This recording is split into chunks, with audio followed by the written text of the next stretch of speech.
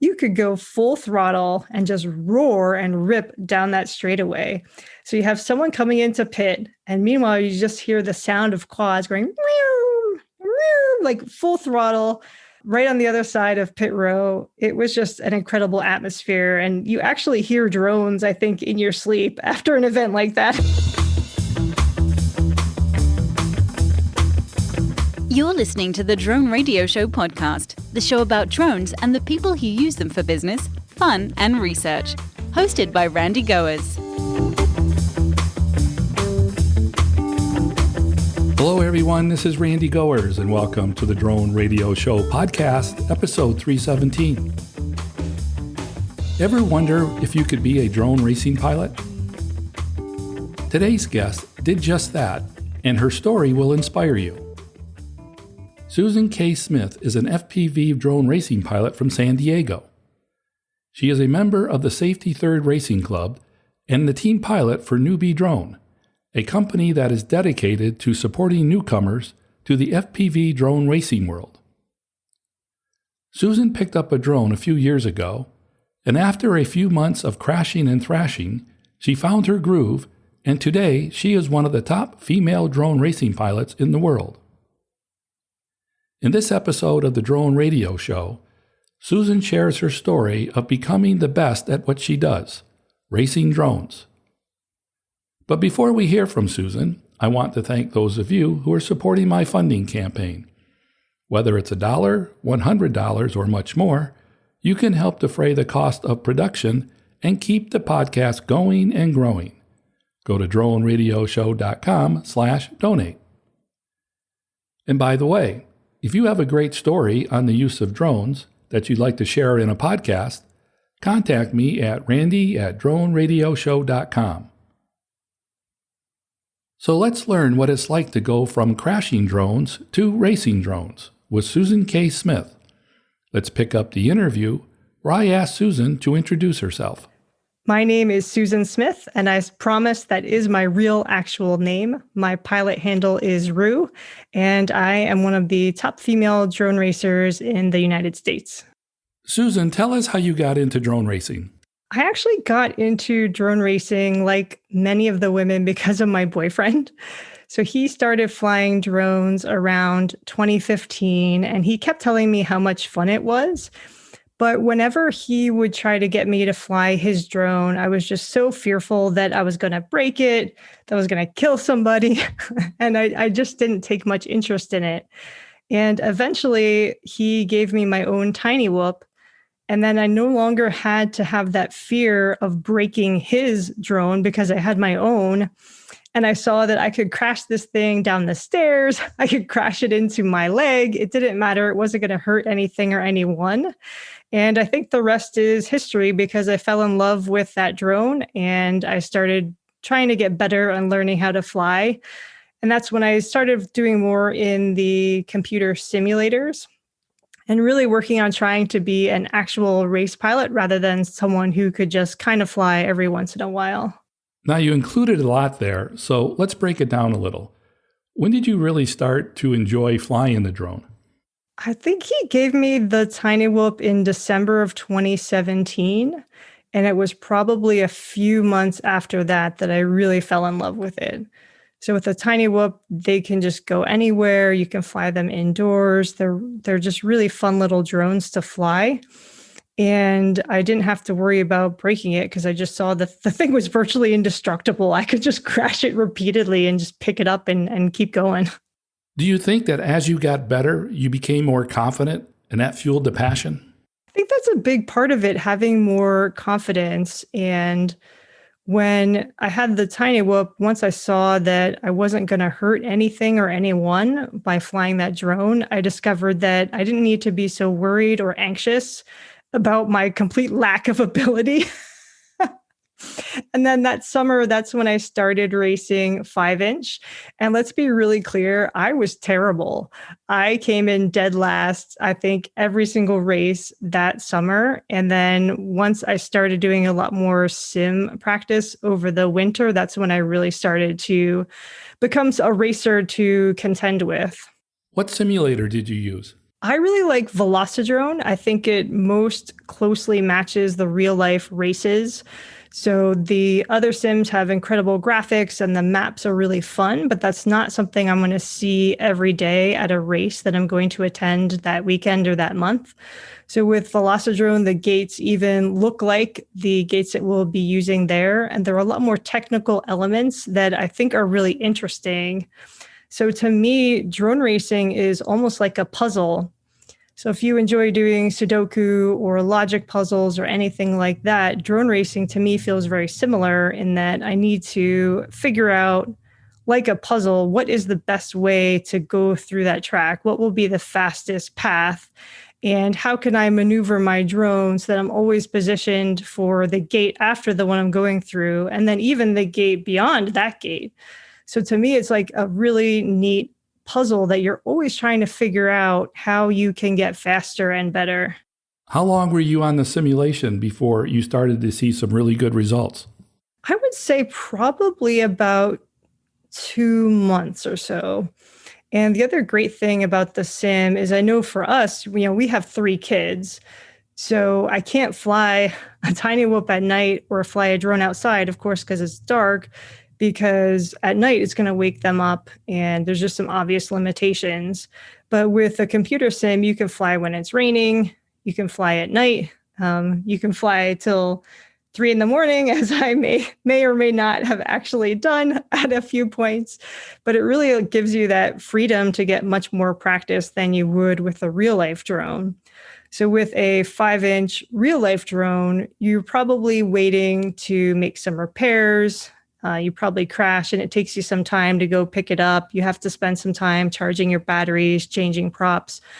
But when you're flying a computer sim, you can just go back to back repeatedly. You don't have to wait for any of that. So I think it helps you to get a lot more experience in a shorter period of time than you could with real life. Did you get a little addicted to the simulator?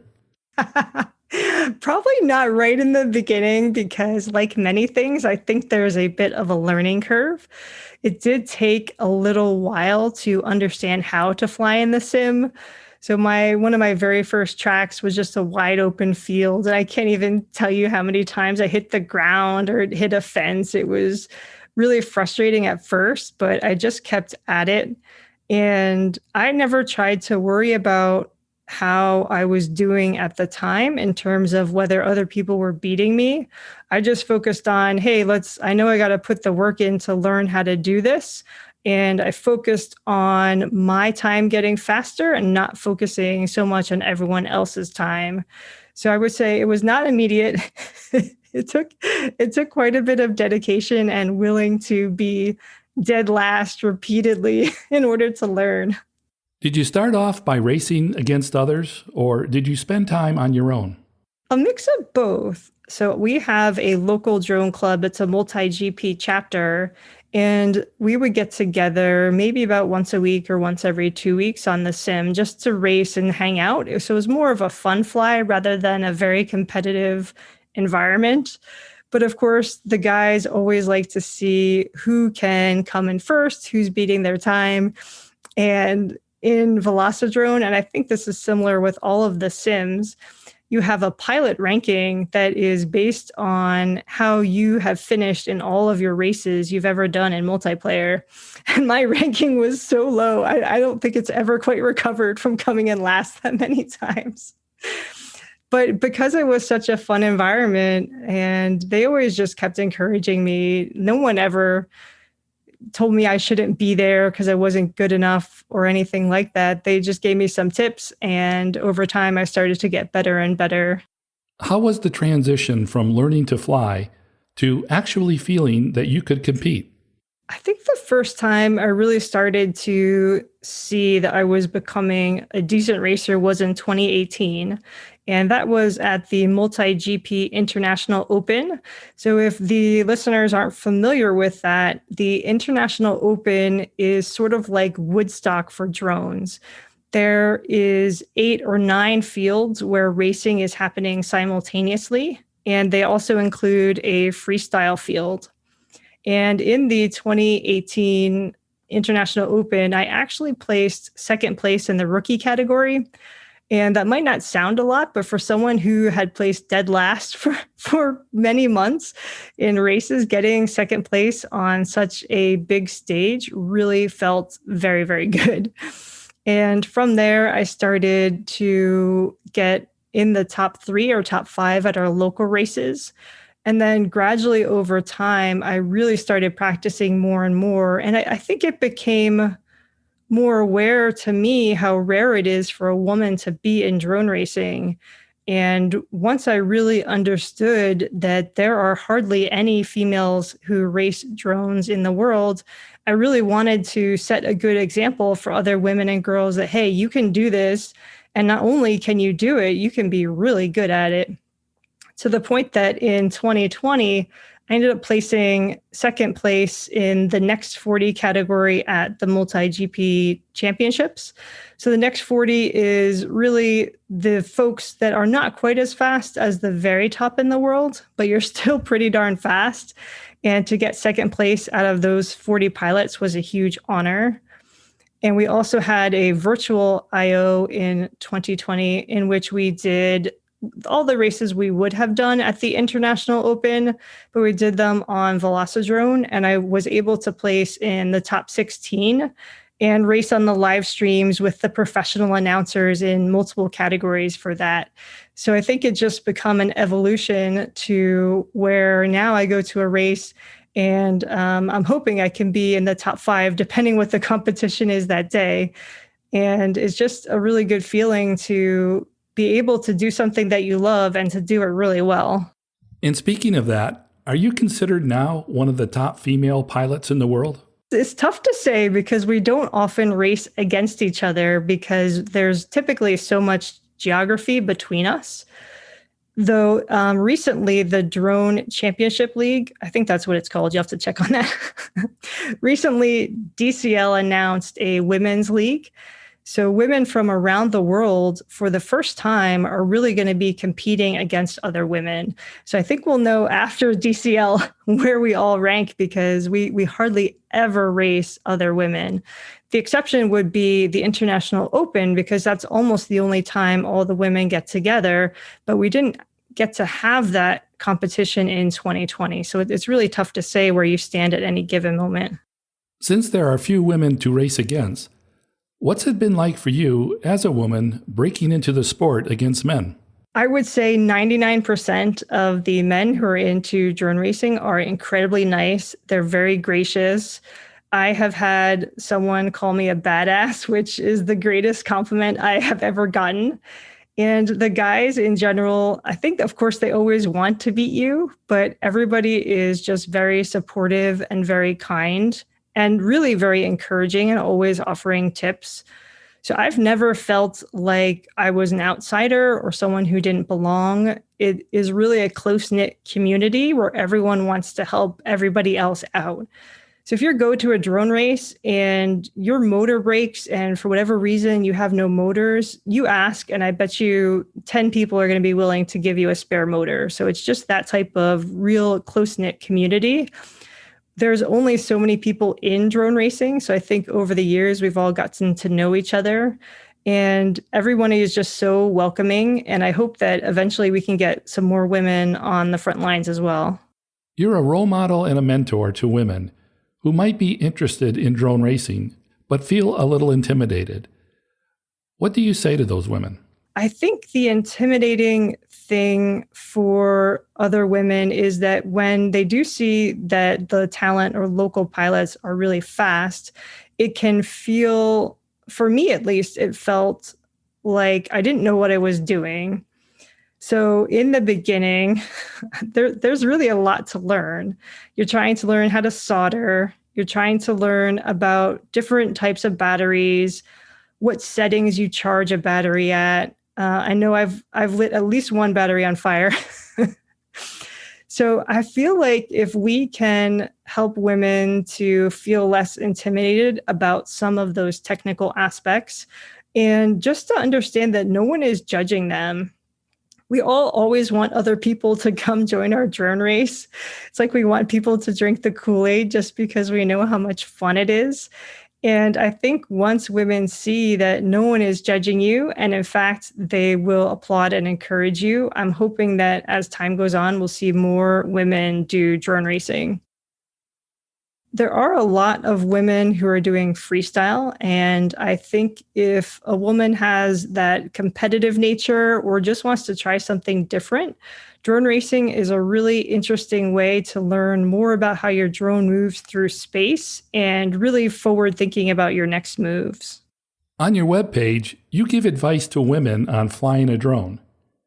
And you also provide tips to men on how to help the women in their life approach the sport. What are the key takeaways for each?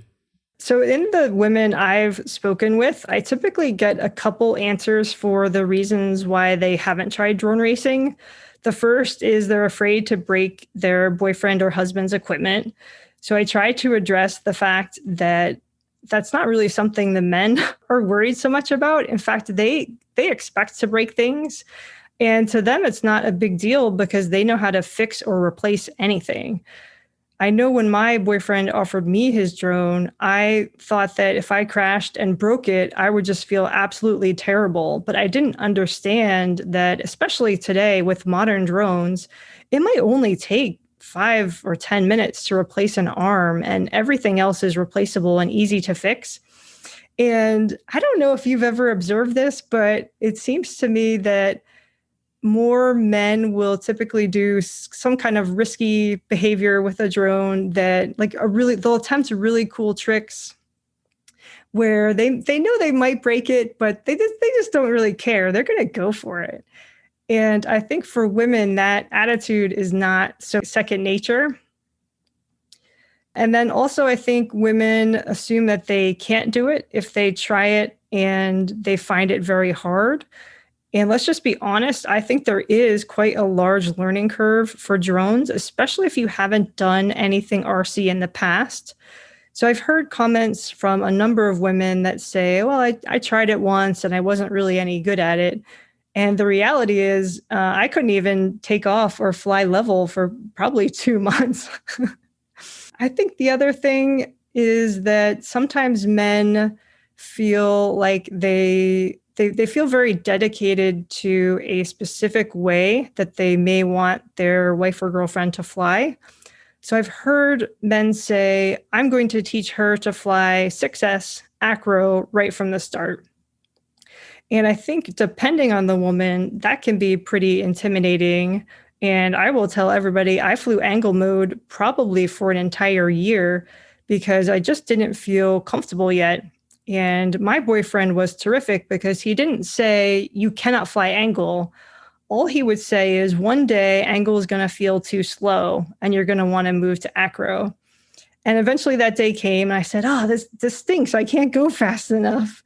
So he told me, okay, it's time to switch you to acro. And it was a little tough for a couple of batteries, but then I was like, okay, this is great. Like I can finally fly faster now. So I feel like the men sometimes can be a little dogmatic and they really need to look at what is going to work for their wife or girlfriend. So if that's flying in angle mode, whoop, I don't think that's a big deal because you have to keep in mind what the end game is. And lastly, for men, I would say also don't give up in trying to encourage your wife or girlfriend. I think it was almost 1.5 years that my boyfriend kept saying, oh, you really should fly these drones. I was like, yeah, whatever. Like, I'll come with you to the race and it's fun and I enjoy hanging out with everyone, but this isn't something I can do. So, and now you look at me and I'm the one dragging the boyfriend around sometimes where I always want to fly. And sometimes he has to say, I don't feel like flying today. You go ahead.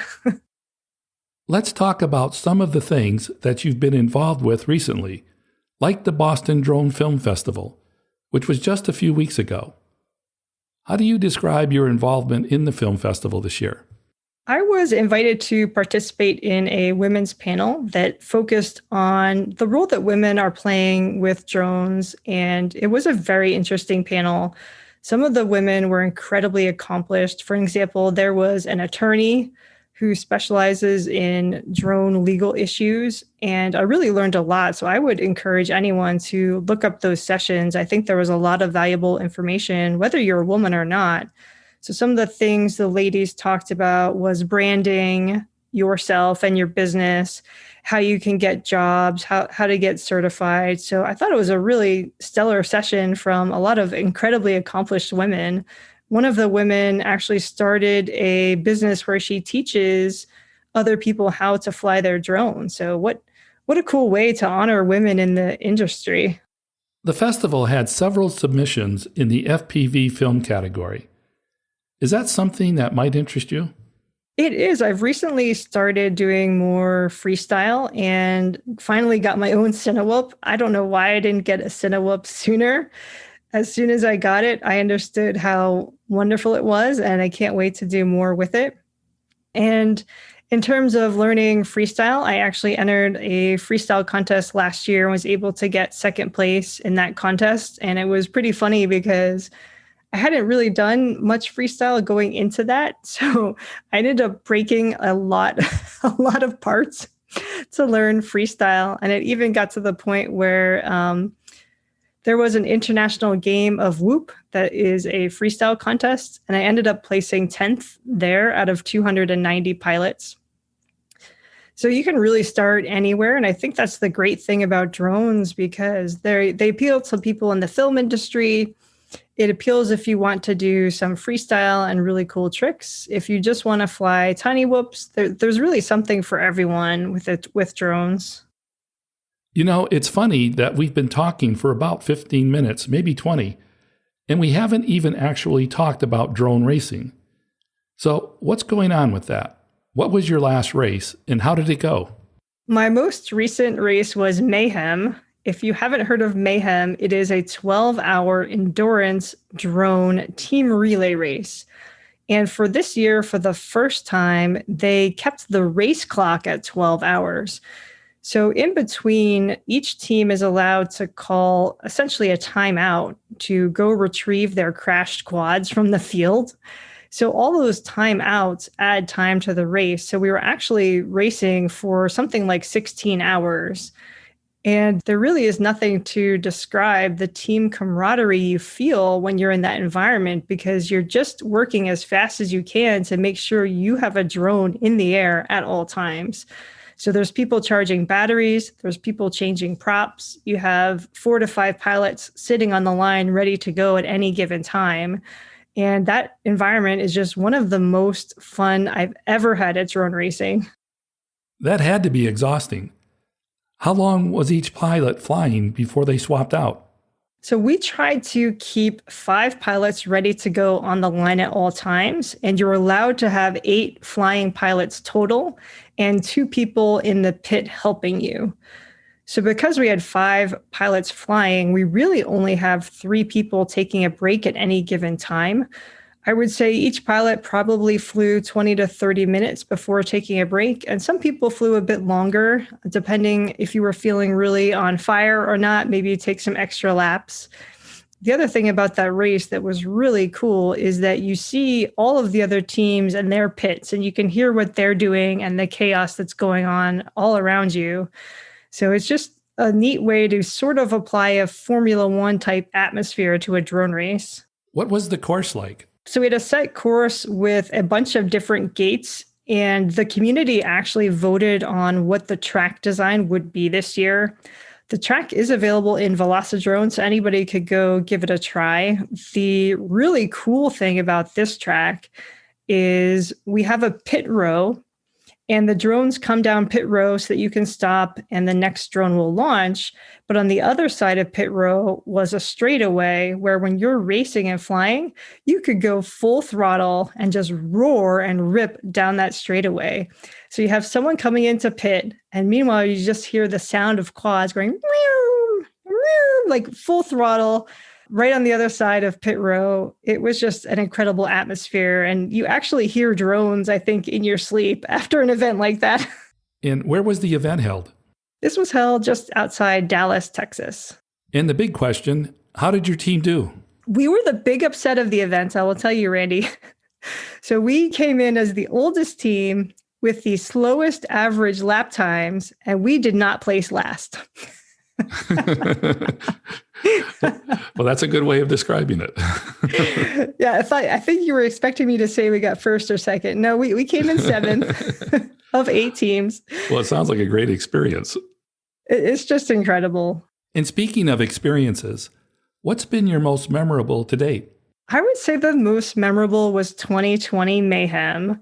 That was held in Florida, and pouring rain was in the forecast.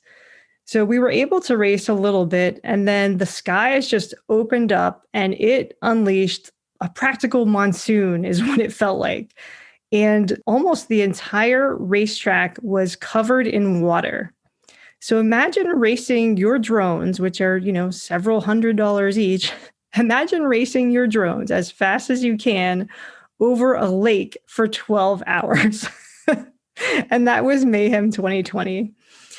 And I think our team, we were really fortunate. We were very consistent and we hardly had any crashes. So at the end of the day, I think we would have done, we did end up coming in last place that year. And I think we may have done a little bit better if we hadn't had a break in the event. So overnight, some of the teams were able to go ahead and fix some of their quads that they had crashed. But then the next day, we came back to race over the water again. And I will say that experience of just constantly flying over water, knowing that everything is at risk, I don't fear flying over water so much anymore. What has the time that you've had in drone racing taught you? My time in drone racing has taught me to believe that you can achieve anything that you set your mind to. I think a lot of people, when they set out to learn something new, whether it's playing guitars, whether it's taking up a new hobby like drone racing, I think people can get really frustrated if when they try it, they find it hard. And that's to be expected because you don't know how to do it yet. So I think my experience has taught me that if I just believe in myself and keep at it, I can pretty much learn to do anything. What about the future? What do you hope to accomplish in the sport? I would love to see more women joining drone racing. I think DCL Women's League is going to really highlight just how competitive women can feel when we know we're racing against another women. I think it's going to highlight all of the amazing skills the women across the world have. And I would just like to see any lady know that she could do it if she wants to do it.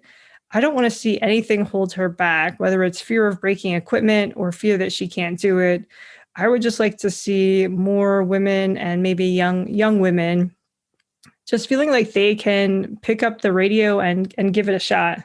In the sport of drone racing, what do you believe would really advance the spirit of women in drones? So at the Multi-GP International Open, a woman has never made the World Cup.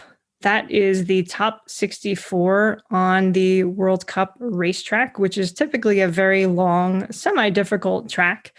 So I would love to see, and I don't care if it's not myself, I would love to see a woman make that top 64. I think that's going to be a really good day for women in drone racing. What do you think has to happen before we see that?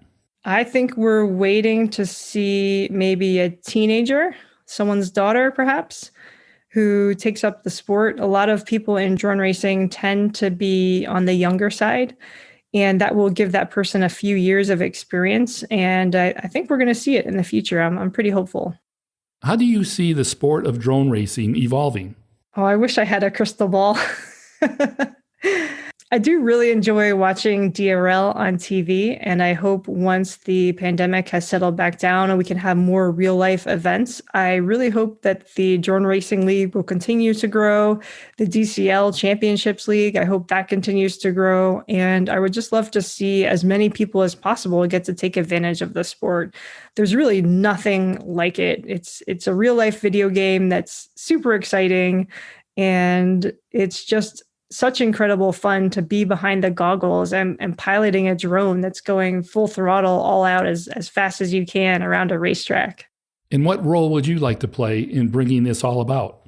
I think if I can help mentor women, I would love to see the next generation come along who are going to really put down some incredibly fast times and make people notice women in racing. And for my final question, Susan, what message would you like to leave regarding the future of drone racing? I think coming out of 2020, where we did have some restrictions on events, I'm a little bit worried that the drone racing won't continue to grow. So I hope as things, quote unquote, return back to normal at some point in the future, I hope we see a lot of new faces. And I'm hoping those new faces will also be encouraging women to join. So I want to see our numbers continue to grow. I think drone racing is just such a great community and way for people to get together and have fun outdoors in the sunshine. It's just a really nice way to spend your weekend. That's it for episode 317 of the Drone Radio Show. I hope you enjoyed hearing from Susan K. Smith. I want to thank Susan for taking the time to speak with me. If you want to learn more about drone racing or want to connect with Susan, check out her webpage at susanksmith.com. And if you like the Drone Radio Show, please consider supporting the podcast with a small donation. The content is always free, but for as little as $1, you can help defray the cost of production. To donate, go to droneradioshow.com/donate. And thanks for listening. Your support means a lot to me, and I hope you'll listen to more episodes of the Drone Radio Show podcast to hear how others are using drones for business, fun, and research. For the Drone Radio Show, I'm Randy Goers.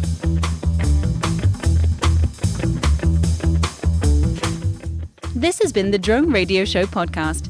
More information on today's show can be found on our website at www.droneradioshow.com. If you're using drone technology for business, fun, or research and would like to share your experience on the show, please visit our website and fill out a guest appearance application. And don't forget to follow us on your favorite social media channels.